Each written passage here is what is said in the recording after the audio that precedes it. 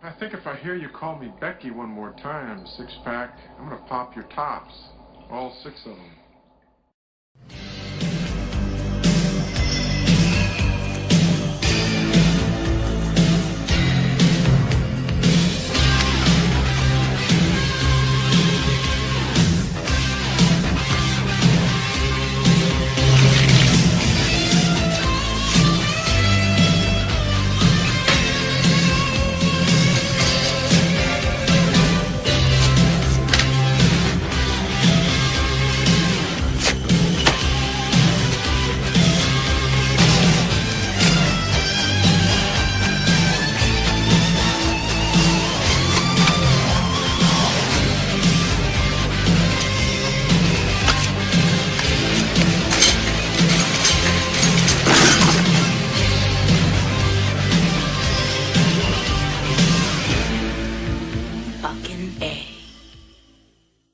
Hey, this is Matt once again. Welcome back to another video.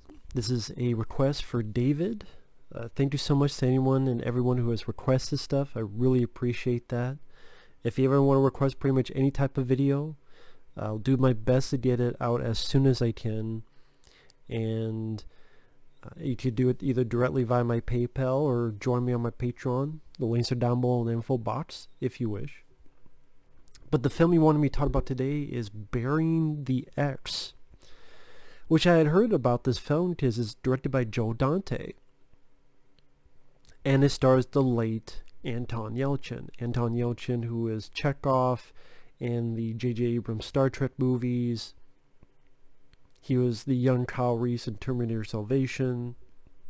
Sadly, he passed away very young.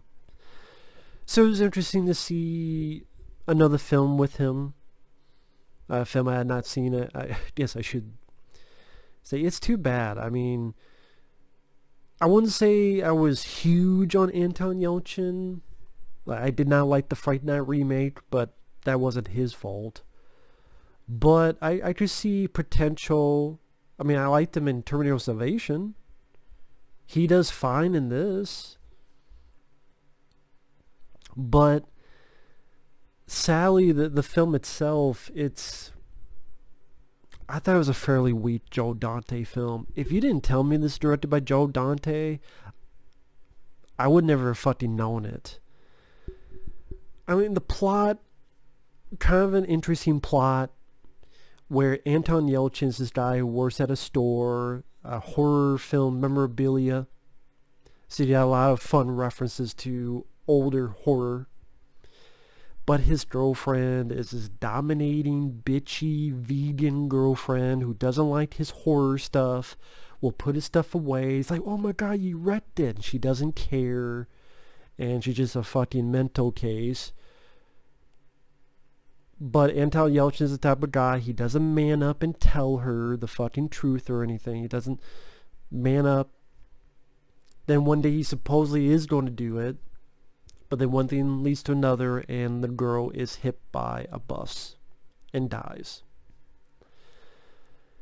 And so Anton Yelchin is trying to get on with his life. He meets this other girl who runs this ice cream parlor, but it's an ice cream parlor that's also horror film, like horror references, which is interesting.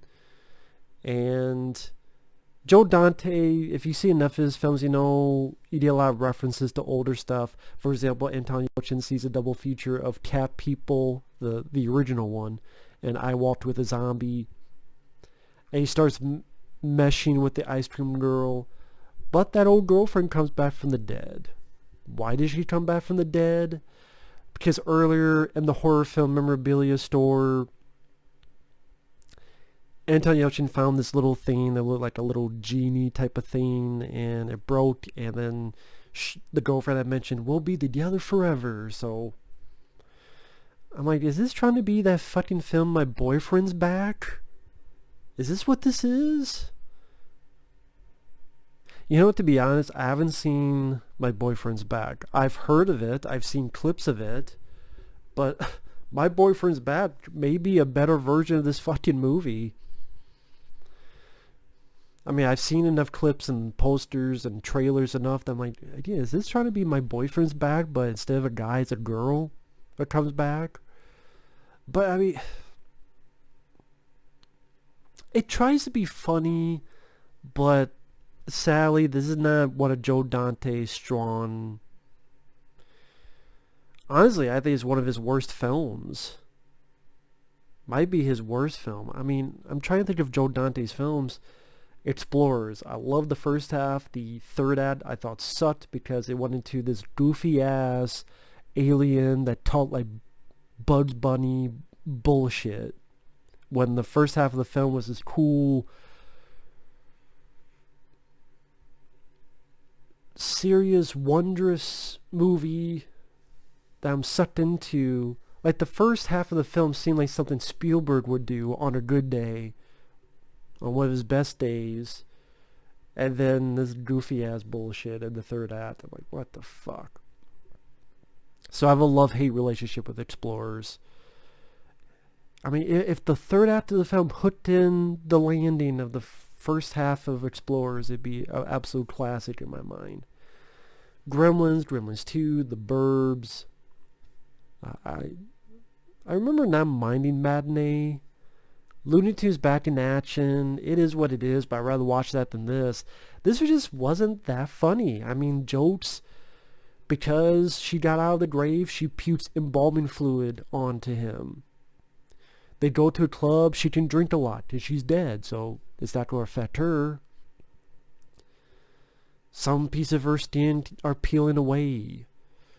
She's doing yoga as in weird contortions she could get into.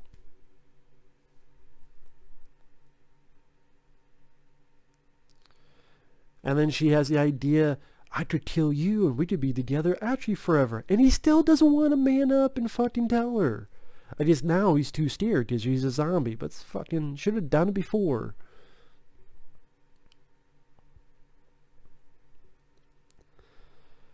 Pretty much it culminates in the third act where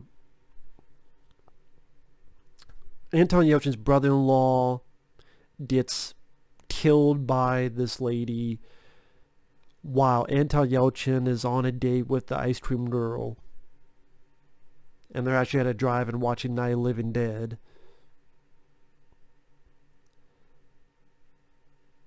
I do wish Anton Yelchin... The problem I had with this is a little bit of a problem I had with the Fright Night remake. I wish he had a bit more emotion. Because I can't think of many times where he's like super angry and pissed off. Fuck you. It's like, there's not a lot of that with Anton Yelchin. It's very...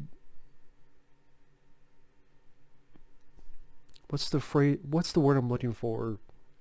I don't want to say blank. That's the wrong word. But I wish he would put a bit more... I wish he would have put a bit more emotion into some of his roles. It will be intense or angry or pissed off or frustrated or yelling or screaming or cussing or something. I think in this instance... But there's just certain scenes in this movie that I just wish he would express a bit more of that emotion or fire, be pissed off, be angry, be like, fuck, you know.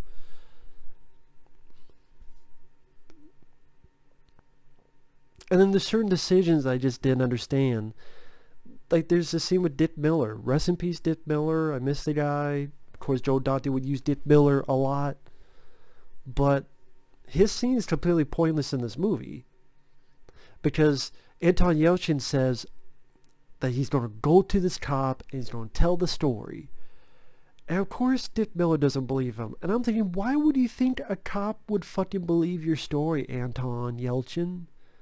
Why would you think that? So the only reason this is in it is because of Dick Miller. That's cool, but you could have had Dick Miller, I don't know, serving drinks at the bar at the club, or work in the movie theater where you guys are on a date seeing Night of the Living Dead and he's working at the movie theater. Or you can have Dick Miller, but there's other scenes you could have plugged him in other than this pointless sequence. And even, I don't know, the finale's kind of meh. Spoiler alert on the finale. Anton and the ice cream girl are fighting this zombie lady. Sally doesn't get too graphic, doesn't get too gory. Should have been. The few bits here and there. And then ultimately, his buddy, who was bitten and killed by the zombie lady, he's now a zombie too. So I guess the whole, only because of the, I thought the whole thing was because of the fucking genie thing. But I guess now we're going to typical zombie rules, that if you get bit, you get turned to a zombie. So now we're going to those rules. You know, I thought the main rule here was she was brought back from the dead because of this genie thing that you broke. And she made the wish. But now, again, zombie rules do apply. Typical ones. Okay, so now... And pretty much, he kills her kind of a ho-hum fashion. I'm like, previously, Anton Yelchin, like, stabbed her in the fucking head. And then he... I don't even remember how the hell he killed her. It was nothing that graphic or bloody. It wasn't like chop the head off or... boom right in the middle or anything of that sort. I can't remember. Like you broke her neck or something? I can't... So, you know, I can't remember how the fuck the main character zombie lady died. You would, again, if you're going from typical zombie rules, you would think the stab in the head would have sufficed, but no. And so it ends with now Anton, Ice Cream Girl, they have their own shop, and the zombie guy... he's out with a sign to promote it. Which I'm thinking, well, wait a minute, isn't he going to fucking want to eat brains or whatever too? That's what happened with this other lady. But I guess it just doesn't affect him. Or the movie's like, nah, don't think about that. Don't even think about that. Shh, shh, shh. Don't think about that. So I don't think it does a lot with this premise about okay, if your girlfriend came back and was a zombie and you wanted to break up with her anyway. I just think there's a lot more could have been done, whether it been in the writing, weird tangents that could go on. And it just felt like it didn't do much with it. Again, with Anton Yelchin, I wish he was directed by Joe Dante to express a bit more emotion in certain sequences. The premise, it's not that gory of a film. Although, granted, Joe Dante is not really known for the gory stuff, so that's probably why. And I just didn't think it was that funny compared to Joe Dante's other work. If you liked it, cool, but this just seemed like one of the lesser... I mean, if you want to see a zombie comedy, go watch Shaun of the Dead or various other zombie comedies. This one, it didn't really do much for me. Maybe one day I'll check out My Boyfriend's Back. I'm assuming that's a better movie than this. I could be wrong. But it's a really weak movie for Joe Dante. Really weak film. And fairly forgettable, sad to say. But that's just me. But with that said, thanks for watching. Take care. We'll see you guys later. Bye-bye.